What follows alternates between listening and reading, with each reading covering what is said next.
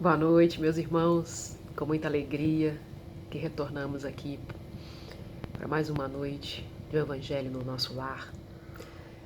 Uma ação aí proposta todos os dias pelo grupo da Fraternidade Espírita Irmão Rogério Cláudio, tentando suprir, a nossa ausência dentro da casa com os trabalhos presenciais. Então, meus irmãos, que possamos aí usufruir desta oportunidade de estarmos em nossas casas, nos conectando através dos pensamentos, dos sentimentos, das verdadeiras intenções. Vamos lembrar, quem desejar, trazer um recipiente com água para que ele possa ser magnetizado, durante o nosso estudo. Lembrando também dos nossos irmãos menores, os pets, os nossos animaizinhos de estimação, também das nossas plantinhas. Todos podem e devem receber essas energias benfazejas que vêm do alto. Então vamos ler uma página aqui do livro Minutos de Sabedoria para a gente iniciar o nosso momento. Item 203. Mantenha seu bom humor em todas as circunstâncias e procure manter vivo o bom humor de todos os que cercam na vida. A alegria é um medicamento divino. A tristeza, ao contrário, nos mergulha num oceano de lama, que salpica e suja aos que de nós se aproximam. Mesmo entre sofrimentos e dores, busque ser alegre, porque a alegria é o melhor remédio para nos dar felicidade. Então, nesse momento em que nós temos aí muitos de nós até mesmo, nós caímos em momentos de tristeza, de melancolia, devido aos correntes de pensamentos, de ansiedade, de angústias, de incertezas desse momento que nós estamos vivendo, que possamos brindar, que possamos combater essas energias não tão boas, vamos dizer assim, com a alegria, com um sorriso, com uma música alegre, com um ambiente arejado, com flores, com vida. É isso. Então vamos aproveitar essa alegria que o Carlos Torres Pastorino nos incentivou. Vamos fechar os nossos olhos, vamos agradecer ao Pai, ao Divino Mestre, amigo, a todos os nossos benfeitores espirituais, entes queridos que retornaram à pátria espiritual antes, que todos nós possamos agora estarmos reunidos em torno do Evangelho do nosso Pai, trazido e exemplificado pelo Mestre Jesus, pelo Divino Amigo, pelo Meigo Rabi. Senhor, auxilia-nos na melhor compreensão dos ensinamentos da noite de hoje. Que as nossas consciências possam estar livres de anseios, de medos, para receber, para entender e para nos conduzir à prática no nosso dia a dia. Fiquem conosco para este momento de luz, de reflexão, esse momento do pão espiritual que receberemos do alto. Obrigada, Pai. Obrigada, Mestre. Obrigada, amigos. Que assim seja. Bem, então vamos ver o que a gente vai falar hoje. Vamos abrir aqui aleatoriamente. Estranha Moral, capítulo 23. Odiar os pais. Que coisa difícil, hein? Vamos ver então o que vai falar aqui nessa parte do Evangelho.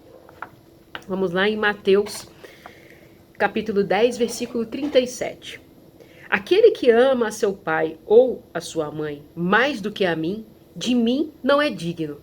Aquele que ama o seu filho ou a sua filha mais do que a mim, de mim não é digno.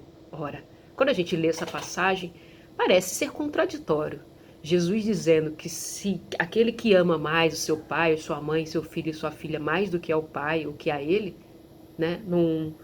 não é digno.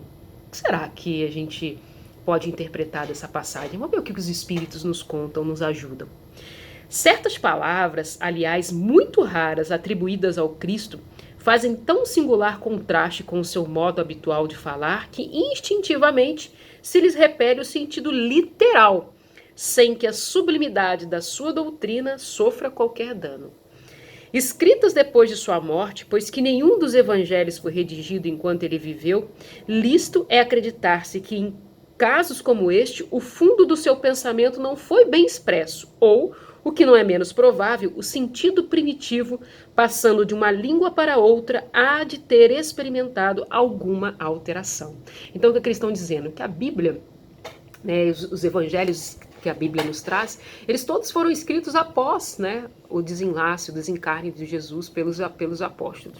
Então, além de a gente às vezes não ter a lembrança perfeita daquilo que foi falado naquele momento, tem também o problema das traduções, né? Porque a gente vai saber lá no hebraico, do aramaico, né, antigo, que às vezes uma palavra ela significa muitas coisas dentro daquele dialeto. Então, às vezes, no momento da tradução, a palavra que foi empregada, se a gente não prestar atenção no contexto em que ela foi falada, como a forma que ela está sendo empregada naquela frase, a gente destoa um pouco o sentido do que aquilo que ele quer trazer realmente. Então, quando a gente vai seguir literalmente o sentido dessa frase, né, falada supostamente por Jesus, trazida pelos evangelistas, no caso aqui Mateus, se a gente seguir o sentido literal, a gente vai ver uma coisa que não é condizente com os ensinamentos de Jesus, né? Que a gente não deve amar pai e mãe, ou filho e filha, mais do que ao Pai, a Deus e a Jesus nosso Senhor, né? Então, ele já dá uma pista, né? Que talvez as traduções tenham distorcido o verdadeiro sentido da frase. Então, ele vai falar assim, ó, basta que um erro se haja cometido uma vez para que os copiadores o tenham repetido, como se dá frequentemente com relação aos fatos históricos. Então, uma vez alguém falou alguma coisa distorcida, as outras vão seguindo e esse ensinamento vai passando de forma equivocada, vamos dizer, né, para nós. Então, o que ele vai falar? O termo odiar nesta frase, se alguém vem a mim e não odeia a seu pai e sua mãe, está compreendido nessa hipótese, nessa questão de a gente ter um outro sentido.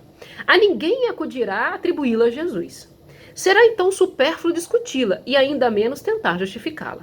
Importaria primeiro saber se ele a pronunciou e, em caso afirmativo, se na língua em que se exprimia a palavra em questão tinha o mesmo valor que na nossa. Então a gente vai questionar se realmente Jesus falou aquilo, porque às vezes nas lembranças se perdeu o sentido da frase que ele realmente tenha passado, ou se naquela língua a palavra utilizada realmente significava odiar. Nessa passagem de João, né, aquele que odeia sua vida neste mundo a conserva para a vida eterna, é indubitável que ela não exprime a ideia que lhe atribuímos, né, a questão da ideia de odiar. A língua hebraica não era rica e continha muitas palavras com várias significações. Tal, por exemplo, aqui no Gênesis designa as fases da criação. Servia simultaneamente para exprimir um período qualquer de tempo e a revolução diurna. Daí, mais tarde, a sua tradução pelo termo dia e a crença de que o mundo foi obra de 6 vezes 24 horas. Tal também a palavra com que se designava um camelo e um cabo, uma vez que os cabos eram feitos de pelos de camelo. Daí o Averna traduzido pelo termo camelo, na alegoria do buraco de uma agulha. Aquela passagem, né, que é mais fácil um rico entrar no reino dos... É mais difícil o rico entrar no reino dos céus do que o camelo passar pelo buraco da agulha, né? Então essa questão da dificuldade, né, de passar, realmente era o fio, né, aquele fiapo, aquele pelo do camelo passar pela ponta da agulha. Então ele vai falar, cumpre ademais se atenda aos costumes e ao caráter dos povos, pelo muito que influem sobre o gênio particular de seus idiomas. Sem esse conhecimento, escapa a miúde o sentido verdadeiro de certas palavras. De uma língua para outra, o mesmo termo se reveste de maior ou menor energia. Pode, numa, envolver injúria ou blasfêmia e carecer de importância noutra, conforme a ideia que suscite. Na mesma língua, algumas palavras perdem seu valor com o correr dos séculos. Por isso é que uma tradução rigorosamente literal nem sempre exprime perfeitamente o pensamento e que, para manter a exatidão, se tem às vezes de empregar não termos correspondentes, mas outros equivalentes ou perífrases. Estas notas encontram aplicação especial na interpretação das Santas Escrituras e, em particular, dos Evangelhos. Se não tiver em conta o meio em que Jesus vivia, fica-se exposto a equívocos sobre o valor de certas expressões e de certos fatos, em consequência do hábito em que se está de assimilar os outros a si próprio.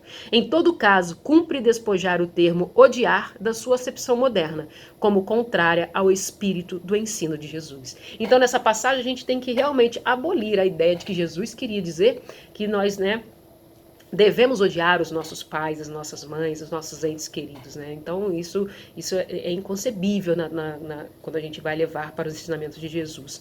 Então o que ele nos traz é que realmente pode ter equívoco, pode ter tido equívocos na passagem de trazer para nós ou na questão do uso da palavra, né, no hebraico. Olha, como a gente pode dizer, eu posso dizer amor com o significado de singeleza, né, de realmente de amorosidade, eu posso falar a palavra, você é um amor, né, com o quê? Satirizando, querendo trazer, distorcer, né, o significado da palavra amor. Então nós sabemos muito bem também que às vezes a gente, até a própria entonação da palavra pode carregar um sentido diferente, né? Então a gente sabe que Jesus, né, nunca traria um ensinamento que devemos odiar aqueles que nos trouxeram, que nos tornaram possível a encarnação nesta vida, nesta passagem, vamos dizer assim, nesta passagem. A vida é uma só, como temos aí diversas reencarnações, né, diversas oportunidades, pela misericórdia do nosso Pai, de virmos aqui a este orbe ou a outro orbe qualquer, né, que nos receba,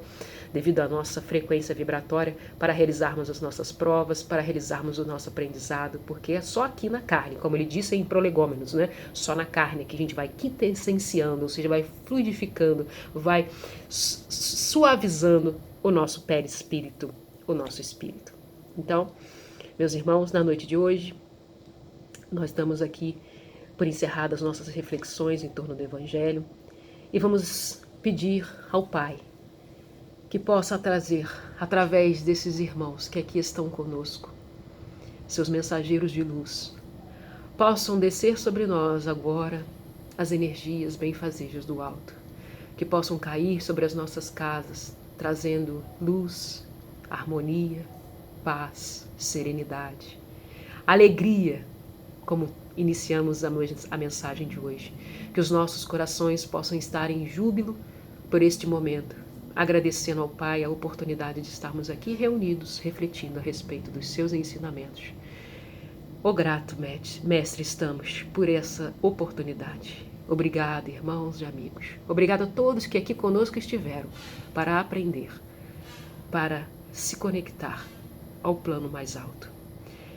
Senhor, que essa luz possa ser levada a todos os lares, a todos os lugares, a todos e a tudo nesta criação. Obrigada, Senhor. Obrigada. Hoje, agora e sempre. Que assim seja. Graças a Deus.